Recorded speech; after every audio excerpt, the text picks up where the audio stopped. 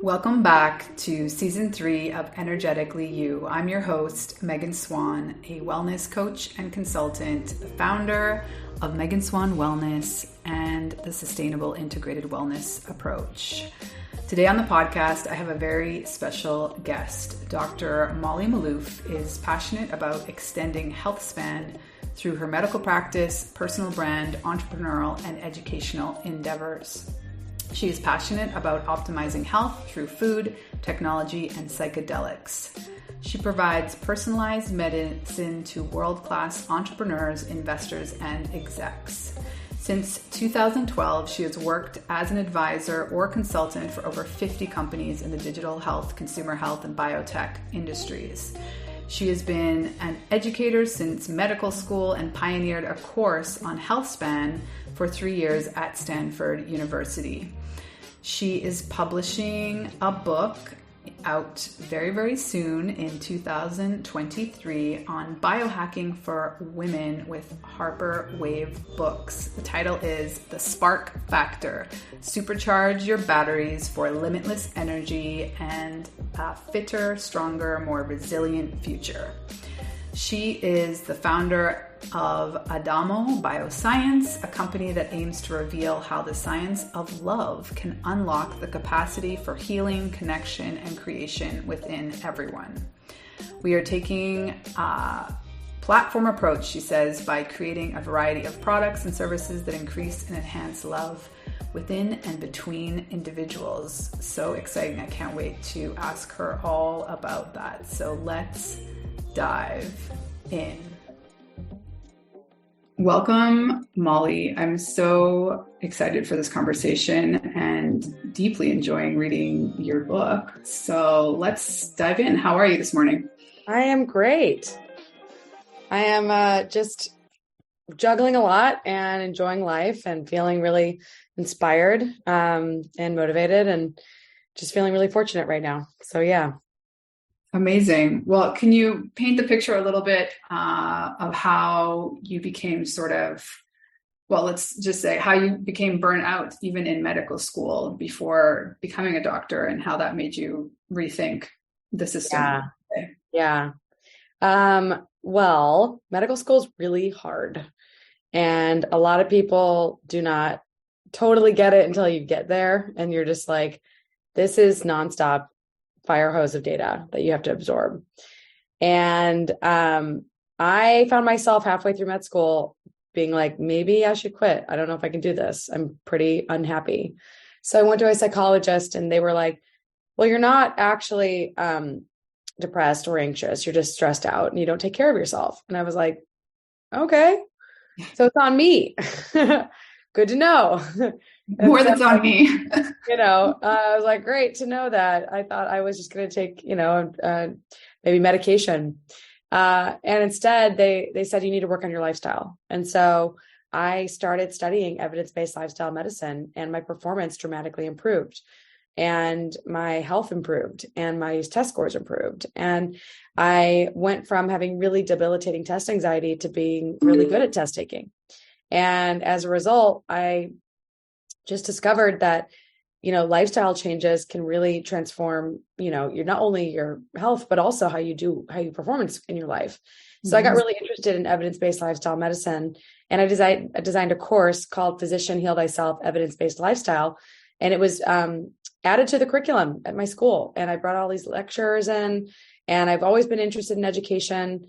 And it was really cool to be, a student actually designing a course on lifestyle and then it becoming a lecture series. And that ended up becoming part of the curriculum. And I ended up getting some humanitarian awards for it, which was really neat. But then, I got to residency and it was really, really, really, really challenging, more so than I'd ever anticipated. And I ended up getting my license and getting my basically starting my own medical practice and not finishing my residency, but really going the functional medicine path, which a lot of doctors are doing today. They're going through like a year of the residency and then they're starting in functional medicine. And I really used my practice as a lab for figuring out how do you measure and amplify health. And so that was really my main mission, is like, how do you do this? And how do we create this, this type of practice. And the pandemic was actually particularly interesting because I definitely got pretty darn close to being fully burned out. And apparently 65% of doctors right now are burned out. So, the thing about burnout that sucks is that it creeps up on you. Mm-hmm. And you just think you're doing fine until you aren't. And I had some challenges on the year during the pandemic. I had a concussion, which threw off my hormones and really kind of did a number on my health. But really the beauty of what health, like really true health is about, is the ability to bounce back after getting hit with a major stressor. And so I would definitely say that the last few years have aged me a little bit, but I feel like I still bounce back faster than the average person. And to me, that's a bigger indicator of health than anything else. And I'm really interested in health span, quality of life for longer, just as much as I'm interested in lifespan. So that's really my story. It's like really been about how do we create a life for ourselves that's about human flourishing and about fun and enjoyment, and also not being obsessed with longevity, but really focusing on quality of life for longer. I love that. Can you sort of unpack for us how you personally balance or sit between sort of two very strong dogmas, if you will? Like you still are deeply in the medical and you deeply in science, and at the same time you're pushing back to some degree and questioning some of the logic. I just think that medicine is missing the caring piece of it.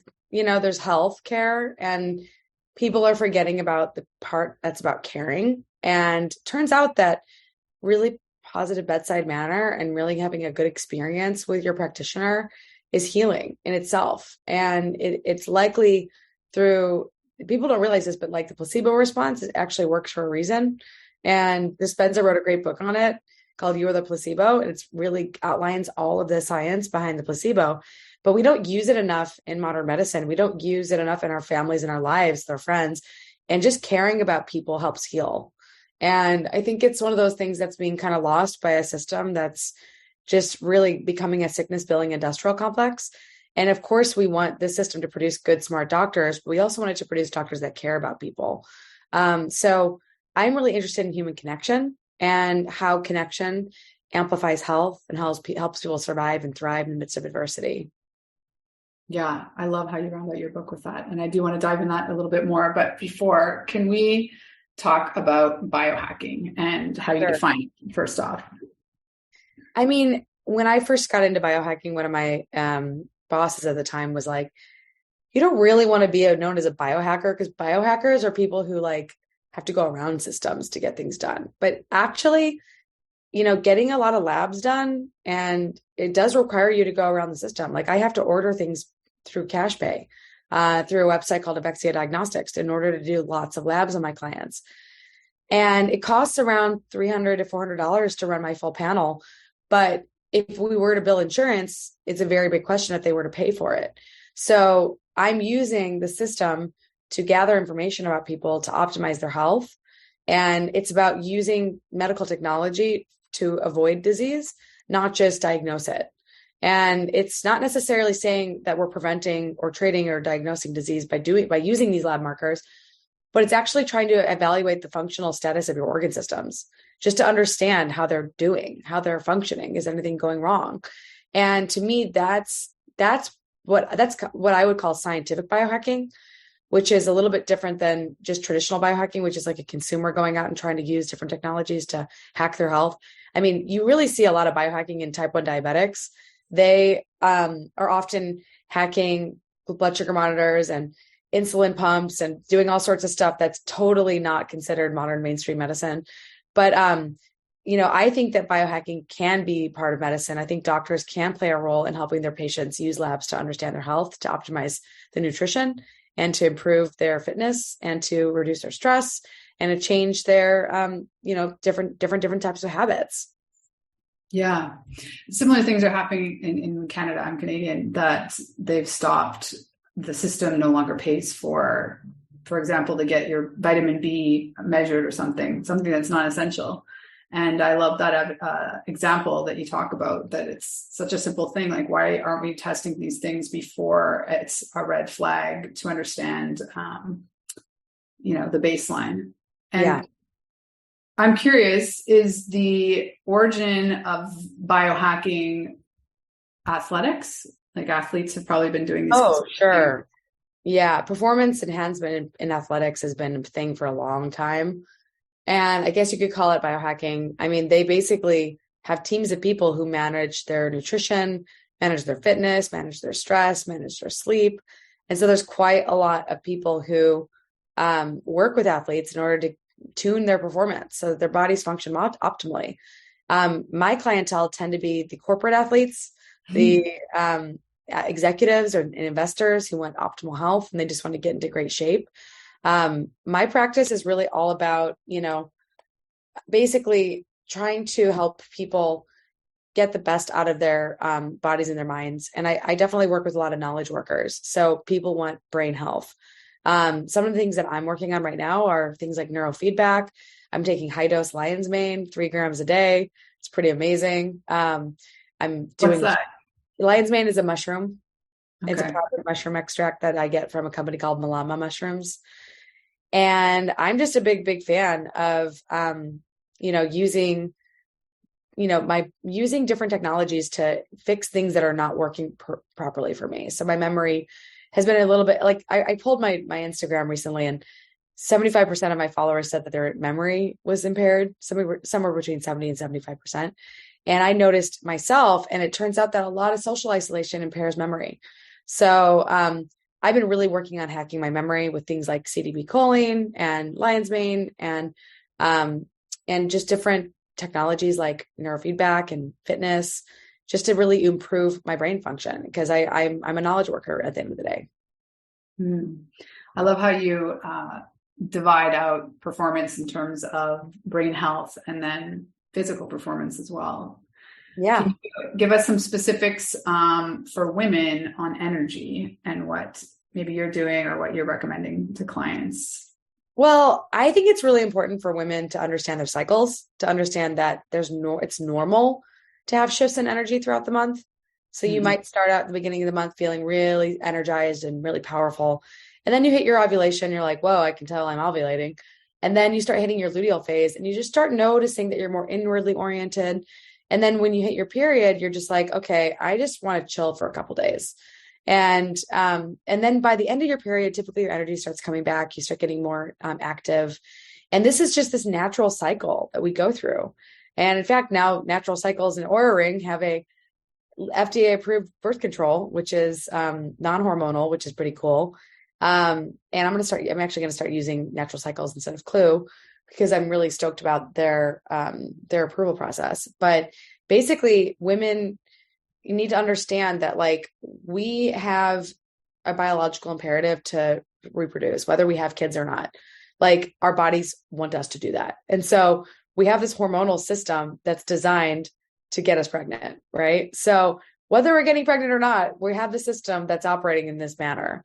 So when women get really stressed out, we also have this imperative to keep the tribe alive. I mean, like women were responsible for keeping the communities fed and alive. And men were, basically designed to help protect primitive communities and go off and find food for the communities. And so I think it's really interesting that women and men, when they biohack, if you add too much intensity to your exercise, combined with too much ketosis, combined with too much fasting, women will just shut down and their hormones will become completely disordered. Their thyroid will get too low. Their estrogen will go too low. Their bodies will just start prioritizing survival over reproduction. And men, on the other hand, they start doing keto and fasting and exercise, and they just get ripped and lean. And literally do they end up with, I've only seen it in one case in one bodybuilder who was doing too much low carb eating and doing too much weightlifting. And he ended up messing up his testosterone. But most of the time, men do really well with a lot of these intense biohacks. And it's like, I saw it in my practice where women were not getting the same results and they were having issues with their bodies and their hormones. And I think it's because we're designed differently, like we have a different biological imperative. And men, it's as much as I want to believe that we're the same, we're not. Like we definitely have we can definitely achieve more than we realize as women. but we actually do have to be careful about our energy levels and about burnout. And I've had to learn this the hard way multiple times in my life. So part of the reason I wrote this book is I was like, gosh, like here I am trying to be a female biohacker and I'm not getting the same results as guys. And I had to have to be more gentle with my body. And so do women, other women. Like I was doing a lot of intense weightlifting in the morning, and I got my cortisol test back because I was noticing I was waking up feeling a little bit on edge. And so I ran my Dutch test and I saw my cortisol was high in the morning. And I was like, all right, time for yoga, time for more restorative exercise, time for more, low intensity cardio, less heavy lifting for a little while. I lifted a lot of heavy weights for a few months. I was under a lot of stress. And now I'm going back into lighter weights, more restorative exercise, more stretching, more yoga, just giving my body a few months to recover, and doing more sauna and cold plunge. If I wanted a little bit of cold plunge, maybe like a minute instead of 3 minutes, and just looking at my body as an opportunity to adapt to the demands and recognizing that data helps drive better decisions. So, I'm wearing a heart rate variability monitor. I'm looking at my heart rate variability in real time. I'm like asking myself, are you breathing deep? Are you using your belly to breathe? And I'm just like really becoming more in tune with my body as I monitor things, because I have put myself under an enormous amount of stress. And this year I'm trying to write a book and launch a company and see patients. It's been a lot. And you have to be aware that there are limitations to your physiology. And at the same time, I have a lot of cool biohacks. Some of them didn't make it into the book because they were experimental and I wanted to wait until I had full feedback. But I recently did NAD plus IVs and nutritional, like niacin pushes for a week. And I did like 5 IVs and 5 niacin magnesium pushes. And I'm not kidding you. I feel so much more energy. I feel so much more youthful. I'm so excited about this new discovery. And I discovered it after I wrote the book. So I didn't want to put it in the book, but I'm like telling every podcast I'm on, like, this is so awesome because it's like, I had COVID a few weeks ago, and COVID really, and viral infections can really affect your blood sugar metabolism because they actually throw off your homeostasis.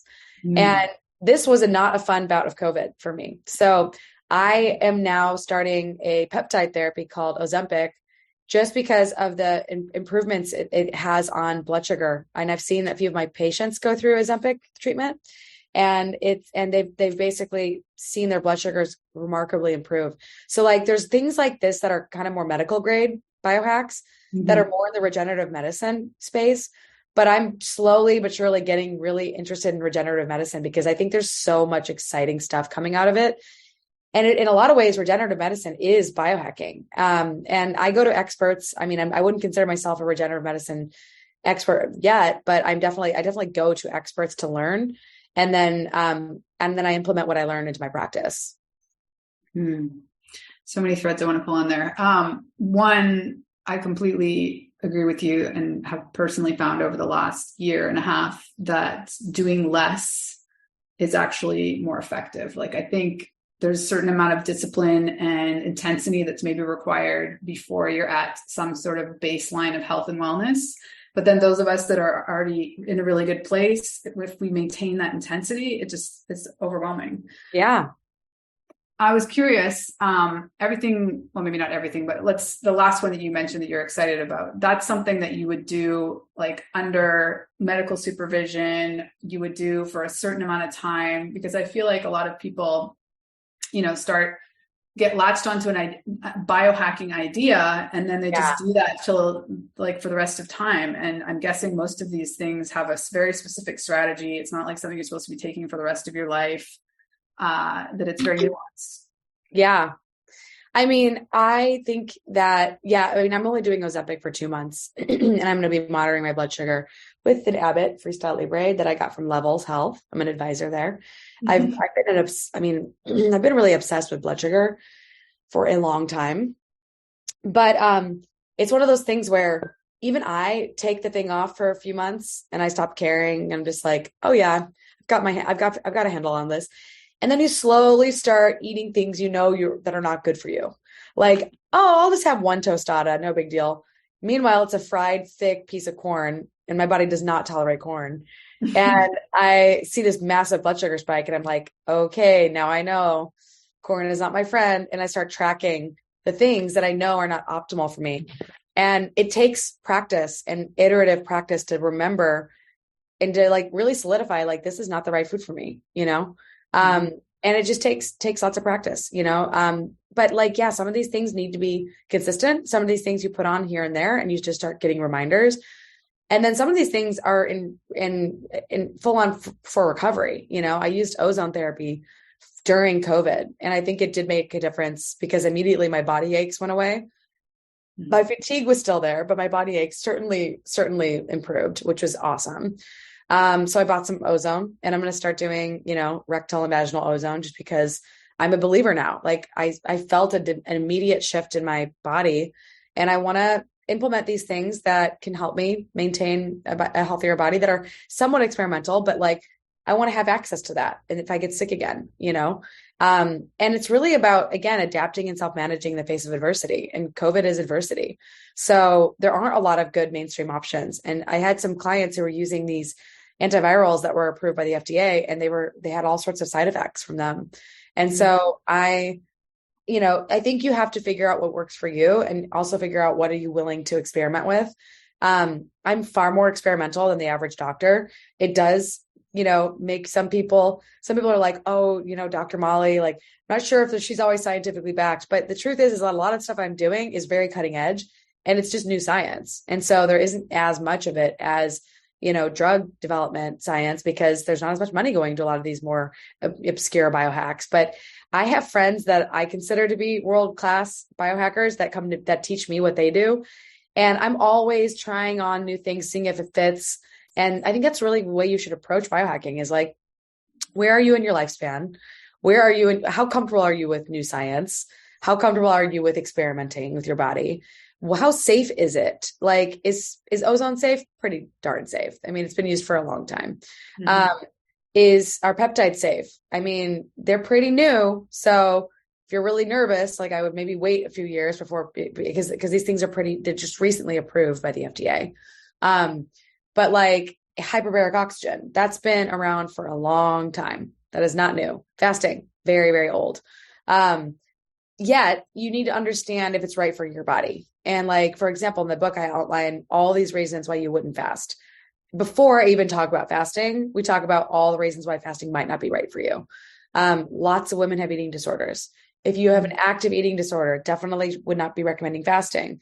If you've had multiple bouts of an eating disorder and you feel like it might set it off, got to be careful. If you're orthorexic, fasting might induce more orthorexia. On the other hand, if you're going through perimenopause and you're finding you're gaining weight, fasting mimicking diet might really help you. And some of my female clients, it's been game-changing for them maintaining their weight. And, you know, if I wouldn't have started fasting, I don't think I would have fixed my insulin resistance. So I don't have to do as much fasting anymore, but I still like to fast at least 12 to 14 hours on average, 12 hours minimum, almost every night, because you need to give yourself a break from food. So, yeah. And it really, like, if you're young and healthy in your 20s, you have great blood sugar metabolism, you don't need to fast. And if you're pregnant or nursing, definitely not recommended. So thinking about where you are in your life, and not just adopting health practices because someone online tells you it's great, but really looking into, is it right for me in this age, in my state of health? Somebody who has polycystic ovarian disorder is going to do a lot better with carbohydrate restriction than someone who has already a healthy metabolism. Like one of my girlfriends who is super lean and she thrives on carbs, and like cutting carbs in her health doesn't make any sense because she's just constantly bouncing off the walls with energy. Me, on the other hand, I do better with more of an ancestral diet, and I love eating low carb. So it works for me. I really love that you point all that out, because part of my philosophy that there is no one size fits all wellness. And I think that that's something that really people need to understand, that it requires a little bit of trial and error to figure out what exactly works for you. I wanted to circle back and ask you a little bit about infertility. you'd mentioned fasting, probably not ideal when you're trying to get pregnant. And specifically that, as women, we're supposed to have a certain percentage of body fat to be optimally ovulating. Can you comment on that? Yeah. I have like a very simple way to describe and it's almost like an overgeneralization, but like if you are under eating and underweight, you're kind of like an underripe banana, you're an underripe piece of fruit. It's not sweet enough to actually bear to be able to like produce. The reason why fruits ripen is that carbohydrate feeds the growing seed. And so you actually need enough nutrition in order to grow a baby. And so if you're underweight and undernourished, your body is being sent the signals that there's not enough nutrition to feed a child. And that will put you into a state of less likely to produce a child, less likely to be fertile. On the other hand, if you're overfed, if you're insulin resistant, if there's too much sugar in your body, like in polycystic ovarian disorder, it's like you literally have over-ripened follicles, and you have too many follicles that are over-ripened. So in that situation, you want to peel back the carbohydrate. You want to like give yourself a break from as many carbs. You want to eat, you want to almost like, I look at fasting and ketosis as like, it literally can age you in reverse if you have glucose regulation problems. So like two biggest levers for people with really hard, like really bad blood sugar metabolism is just cutting out the refined carbohydrates and sugar, and cutting out the extra refined vegetable oils and hydrogenated oils, trans fats, and just cutting out the things that we know are contributing the most to metabolic dysfunction, and doing some time restricted eating and like kind of reversing that ripening, reducing that blood sugar. So I look at it's like two ends. You kind of want to be somewhere in the middle of these. You don't want to be underripe. You don't want to be overripe. You want to be just right. So it's like, and the person who's like got, too little eggs, they're under eating, they're too skinny, they're not enough body fat. They need more carbohydrates. They need to gain weight. Fastest way to gain weight is to eat more carbs. So it's really simple. I mean, it really is a simple way to approach the problem. But a lot of women, there's also a lot more to fertility than just nutrition. There's phthalates in our diet, in our life. I just had my blood checked for phthalates, and I have phthalates in my blood. And I'm like, shit, maybe it's because I've been getting my nails done. Like I started getting my nails done. I haven't been getting my nails done in years. And I'm like, pretty sure this is why I have phthalates in my, and like, I'm going to have to stop getting my nails done, which is fine. I'm going to go back to glue-ons, which is totally cool. And they work. They destroy, everything destroys your nails anyway. So like, I'm like in the process of trying to figure out, oh man, what's the best press on that I can find instead of going to get these nails. I really liked getting them done, but like they are, you're filling your body with toxins. So, did you see that article in The Guardian about that they found microplastics now in breast milk for the first time? Oh, geez. Yeah, it's everywhere. If you're eating packaged processed foods and bottled water regularly, you're getting a lot of microplastics in your food. Also, there's a really cool company called Oryx Salt, Oryx, and they have these salt shakers that are made of ceramic, because it turns out that plastic salt shakers are also cutting microplastics into your food. Who knew? Who knew? So. Yeah. Great to know that now. I guess I'll be less annoyed the fact I just use like a teaspoon out of the bag, but it's a whole other thing, salt and its trendiness, and how I understand it's really not all that different. The Himalayan pink versus all the things. Yeah. So I wanted to circle back to, I love the way, I believe it was in your introduction that you talked about essentially women having this biological need to create things. Yeah. They're not having babies. So maybe we can talk about that for a little bit, and then loop back to, how you're working with love specifically in your company. And I think it's such an interesting mission that I want to make I want to make two things clear first. One is that I'm not even sure I'm going to have children or not. Like there's a chance that I will, but I'm totally good with or without kids. Like I will not die an unhappy woman if I don't have children. But I also like making companies, right? So like some women, you're birthing things. They birth creative projects. They birth paintings. They birth buildings. They are like architects, and they're like entrepreneurs. I think women just have this deep desire to create. And I do believe that maternity is so valuable and so wonderful. And I wouldn't be the woman I am if it wasn't for my mother. Like, I have the most amazing mom, and it was her job to be a mom. And being a mom is one of the most important and valuable jobs in the world. So I really don't want to discount motherhood at all. But I also don't want all the women who are reading my book thinking I'm writing a book that's like, having kids is like the ultimate, manifestation of your purpose. I really think that we're just meant to create. Like, we all have energy of creation within us, and we have this incredible capacity to create life. And we have these rhythms of existence through our hormones that connect us to nature, that makes us really in tune with the world around us if we listen. And that's really what the book is about. It's about using your natural intuition and your natural, like, internal compass to live more in harmony with your energy, and ideally to like create a movement where women don't have to live like men do, where we can actually follow our cycles.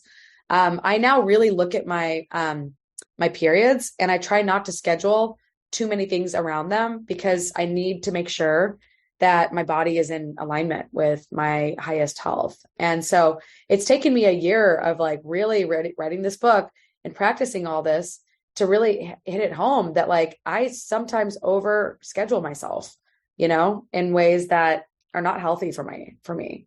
Mm-hmm. Yeah. So tell us about the company that you're birthing. Sure. My name is, Dr. Molly. And it's funny because I started a company that is actually studying psychedelic assisted therapy for sexual dysfunction that's trauma informed. And the reason why I started this company was about 10 years ago, I was with a partner using MDMA in a sexual context.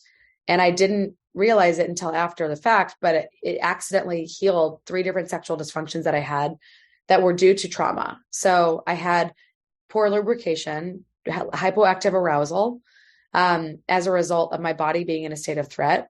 And then I wouldn't have good sex because it was very painful. So I had what would be called dyspareunia.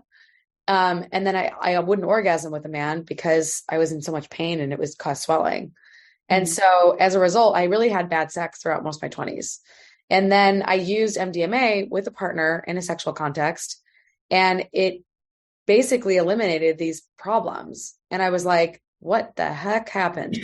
And years later, I didn't really think about this for a long time. I just was like, wow, that was a miracle.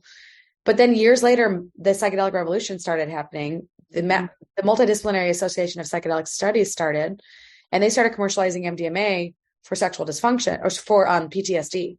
So I looked up the definition of PTSD and I said, well, shit, did I have PTSD? And I didn't have PTSD. I had sexual dysfunction. So I started doing research, trying to figure out what happened. And I realized that, first of all, sexual trauma is the leading cause of PTSD, but only 30% of women with sexual trauma develop PTSD. 60 to 80% of them develop sexual dysfunction.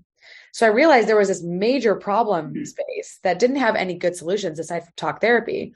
And in particular, what I've discovered in my research is that cognitive behavioral therapy and mindfulness-based therapies are really good therapies for hypoactive desire because they lower distress associated with sexual dysfunction.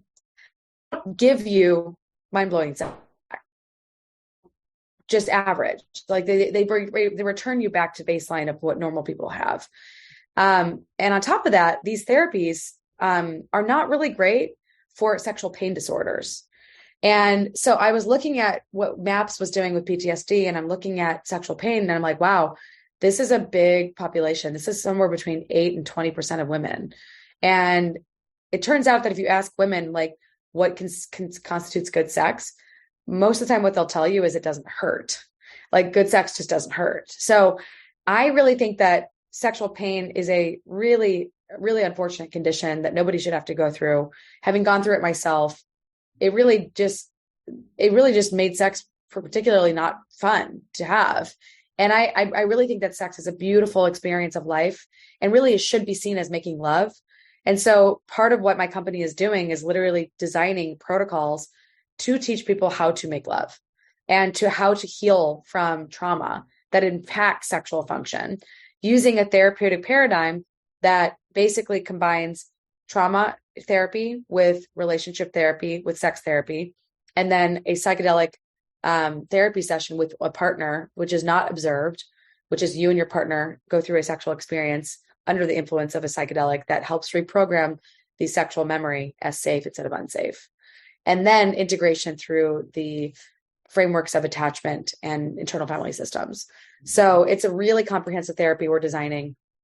It's really ideally for people who struggle with the biggest drivers of sexual dysfunction, which is relationship problems, mood disorders, and sexual trauma. And these are, and there's also organic causes of sexual dysfunction, but we're really targeting the ones that are more psychological and psychogenic in nature, because they just don't have, some of them just don't have good solutions. Wow. So I feel like I know the subject of your next book because you very briefly in this one touch on this subject. And I appreciated how you mentioned that, it's often more important or very important to understand your own body personally first before you're trying to better your sexual relationships with a partner. And I know it's just very exciting, everything you're talking about here. Thank you. I mean, it's going to take a while for this to be ready for prime time, but we're going to start running a study, and we're going to start evaluating different medicines, probably starting with ketamine and then eventually, hopefully, MDMA. And I think there's going to be different medicines for different individuals depending on what their core, needs are. Psilocybin is a great medicine for neuroticism, which is a big problem for people who are raised in Christian and highly religious upbringings. It can it's associated with increased lasting openness and personality shifts. So I think that there's an opportunity to examine different medicines for different conditions. We have patented a medicine that we believe is a great alternative to MDMA, but it's going to be difficult to commercialize in America. But it is a great tool, the toolbox. So we're just going to be starting the research and running these studies. Wow, it's so exciting. Everything that you do is so inspiring, and it's been such a pleasure getting to know you better. We'll definitely share all the links, all the things in the show notes. Is there any sort of last thought you want to leave us off with, Molly? I mean, definitely pre-order or purchase my book if you're listening to this. Find me on Instagram at drmolly.co. My website is www.drmolly.co. And I'd love to keep in touch with anyone. And if anyone wants to learn more about my company, we'll be launching our new website soon. It's Adamo Bioscience, Adamo Bioscience. And that's where we go. Beautiful. Yeah. Well, thank you again. And I so appreciate everything you're doing. Thank you so much. Thank you so much for being here. I appreciate you, and I hope that you enjoyed this conversation. I would be really appreciative if you feel so called to support the show by either subscribing to the show on your favorite podcast platform, leaving us a review, and passing this episode or another favorite episode on to a friend. I hope you have a beautiful week wherever you are in the world. Sending you my love.